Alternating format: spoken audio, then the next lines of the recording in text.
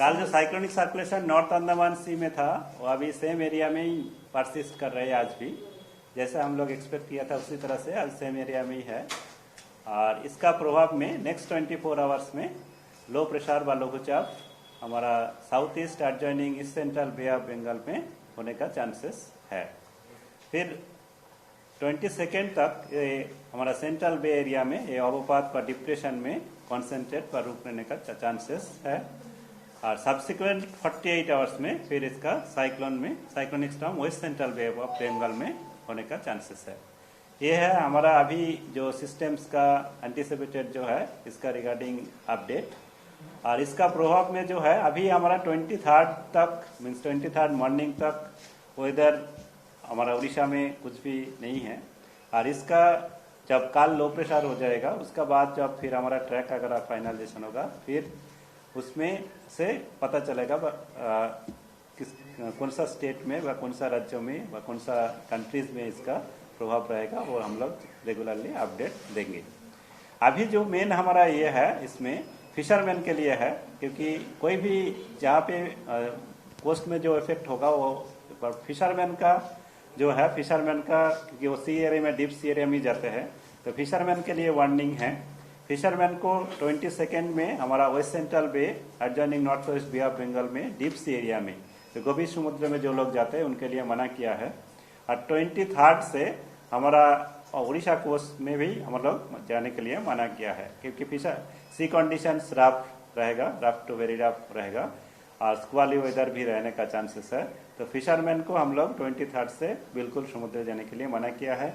जो भी deep sea area में है 22 में वापस आने के लिए कहा गया है। ठीक है, यही वार्निंग हमारा अभी सिस्टम रिगार्डिंग जो वार्निंग है ये है। फिशरमैन के लिए अभी वार्निंग जारी है, बाकी हम लोग अभी कोई भी स्टेट के लिए कुछ वार्निंग जारी नहीं किया है। अभी कंटिन्यूअस सर्विलेंस में है हम लोग सिस्टम्स का। कल फिर आपको लोग का अपडेट दिया जाएगा। बारिश का भी हम लोग बोला ना 23 तक ऐसा सिस्टम रिगार्डिंग जो है 23 तक हमारा कोई वेदर नहीं है। ठीक है, अभी जो है हमारा withdrawal south west monsoon withdrawal का भी ये चल रहा है। अगला 1-2 दिन के में कुछ पोर्शंस में हमारा साउथ वेस्ट मानसून भी विथड्रॉल हो जाएगा उड़ीसा से। तो मेनली अगला 3-4 दिन तक 1-2 जगह में ही रेनफॉल होगा। मोस्ट ऑफ द जगह में प्लेसेस में ड्राई वेदर रहेगा। और 24 में रेनफॉल एक्टिविटी जो भी है विंड पैटर्न में जैसा चेंजेस है उसमें कोस्टल एरिया में रेनफॉल हो सकता है, वो हमारा जनरल बुलेटिन में है। 24 में कोस्टल एरिया में मेनी प्लेसेस में रेनफॉल हो सकता है। 1-2 जगह में आपका ज़्यादा थोड़ा सा रेनफॉल एक्टिविटी मॉडरेट से हो सकता है। जितना भी साइक्लोन वार्निंग सेंटर है वर्ल्ड में हमारा IMD का लेकर के टाइफून वार्निंग सेंटर है, नेशनल वार्निंग सेंटर से कोई भी साइक्लोन का फोरकास्ट अभी भी किसी भी नहीं दिया। अभी हमारा IMD में साइक्लोन का फोरकास्ट इशू किया है। साइक्लोन जो एंटीसिपेटेड है अभी इसका कल होने का बाद लो प्रेशर होने का बाद प्री जेनेसिस स्टेज में फिर आप लोग को ये बोला जाएगा। कंडीशंस देखिए अक्टूबर नवंबर दिसंबर महीना में जो ये है साइक्लोन फॉर्मेशन का चांसेस क्लाइमेटोलॉजिकली फेवरेबल होता है। अभी भी हमारा कंडीशंस तो फेवरेबल साइक्लोन तक बनने के लिए तो फेवरेबल है ही, बट कौन सा स्टेट में इम्पैक्ट होगा व क्या होगा डिटेल्स आपका आप लोग वेट कीजिए, क्योंकि अननेसेसरी सभी स्टेट्स को बस अभी ये को पैनिक करने का तो ठीक नहीं है ना।